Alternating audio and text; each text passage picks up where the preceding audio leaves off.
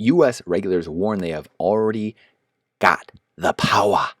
They already have the power to go after AI bias, and they're ready to use it. Oh, they coming.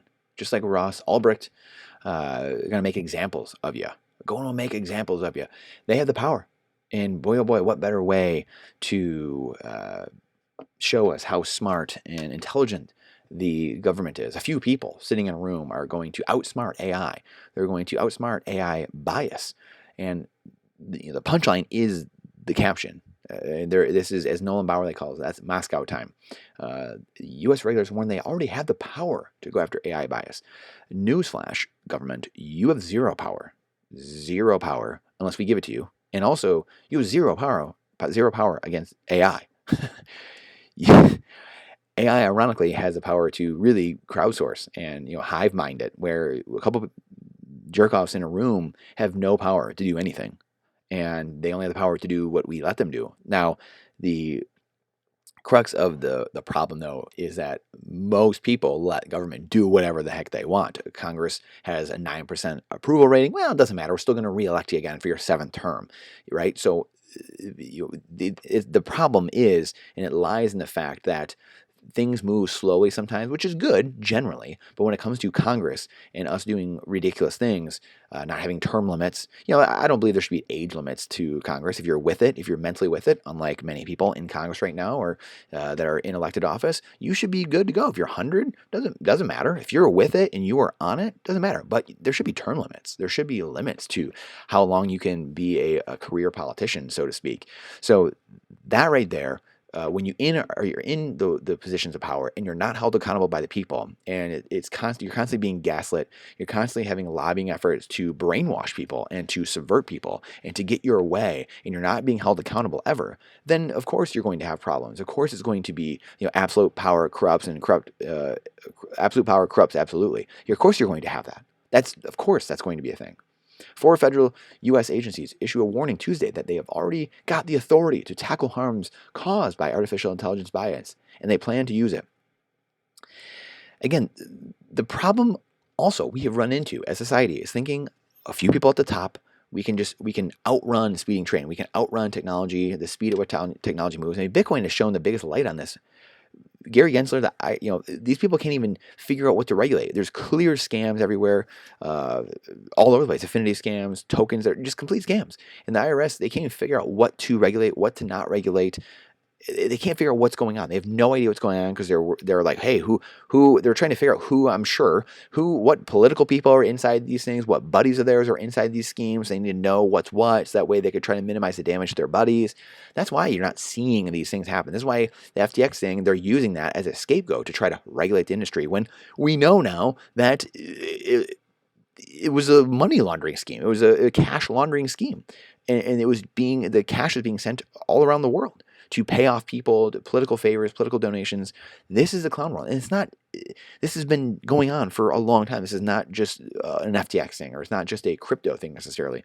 But the fact that you're going to have people sitting in a room, a bunch of people who have zero real knowledge of technology in general and what's going on, they're going to tell us what we can or can't do with AI, or they're going to tell us what's going on, try to keep us safe. Again, when you trade your freedom and liberty for some perceived security, you will have none and deserve neither, as our founding fathers clearly told us. And we, as people, cannot govern ourselves, apparently. As Ronald Reagan said, if man cannot govern himself, then who among us can govern the masses? Who? If we can't even govern ourselves, then who among us can say, I control what you do. I know what you should be doing. I know what you should be doing. And that's what the uniparty is. That's what Republicans and Democrats, the modern day parties are. They're a uniparty. McCarthy and Biden, they're on the same team, for crying out loud. They're on the same team. We've been talking about the debt ceiling, all this stuff. Now we have AI. It's one thing after another. The war in Ukraine is going to be decades now. I mean, what are we talking about? How? Why? It's because they need excuses. They need excuses to distract people, to obfuscate what's actually going on, to distract. I'm telling you right now, listen to the sound of my voice. The problem is they've broken the money. And when you control the money, and I can issue fiat currencies and I can issue it and counterfeit it into existence, I can do whatever I want and you pay for it. Let's listen to that again. When I broke the currencies, when I break it and I can counterfeit it into existence with no ramifications to me, and that all the onus falls onto you through inflation and higher costs, higher taxes, you have to pay for it. I don't pay for it. I'm the one counterfeiting it in my basement. That's what the Federal Reserve does. That's what Treasury does. They are counterfeiting it into existence, and we have to pay for it. The people pay for it. That is the scam, the Ponzi of the banking system, the modern day banking system, and the monetary system we have. Period. End of day. So all of these things, all these ills from society are trickled down. These are just symptoms of the major problem. So we can fight about all these things, the debt ceiling. We can fight about AI. We can fight about all these different things. Red versus blue, blah, blah, blah. Doesn't matter. Doesn't matter. Until you fix the effing currency, none of this matters. It's completely useless. All hot air. All you're doing is wasting your time. And I know this game. I did it for 10, 12 years, from 2000 to 2012. It's all I did. You're literally just killing yourself, hot air spewed into the world because you think that you in the Coliseum, you're like, oh, I'm going to beat this other guy in the Coliseum with me. Newsflash, you're in the Coliseum. You're on the ground with the other team. You guys are fighting. You both don't make it out alive.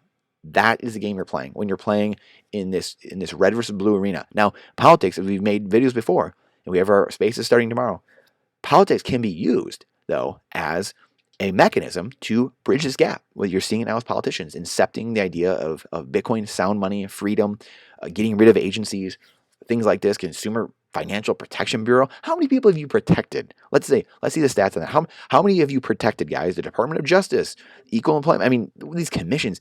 I have an article I started actually of the hundreds and hundreds of agencies and commissions and all these things the government has going on.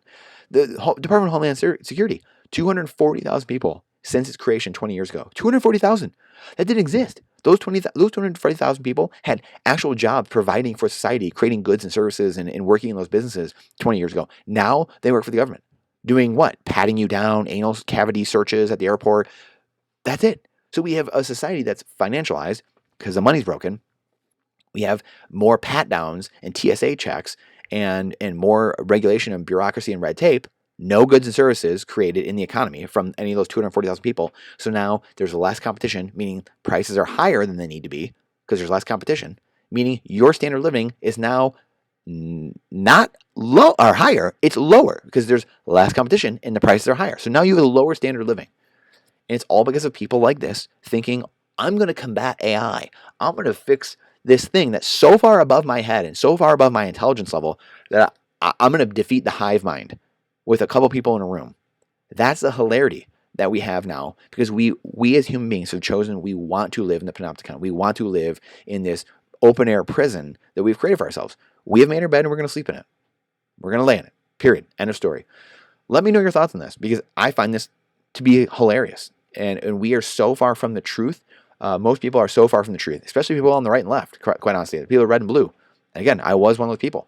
Bitcoiners are way above this. Bitcoiners are so far above this in a Chinese spy balloon, 100,000 feet above the air, seeing the whole risk board. The whole board is in our purview. So we're seeing all the moves. It's very easy. There's a book. Go look at the book, Super Forecasters. I learned about it a week or so ago. I ordered it. And I've got it, started reading it, and it's about those that are generalists that can see the chessboard the easiest because they're not locked in to their specialization. They're not thinking through their job. They're not thinking through their one little thing and specialize on one little nuance.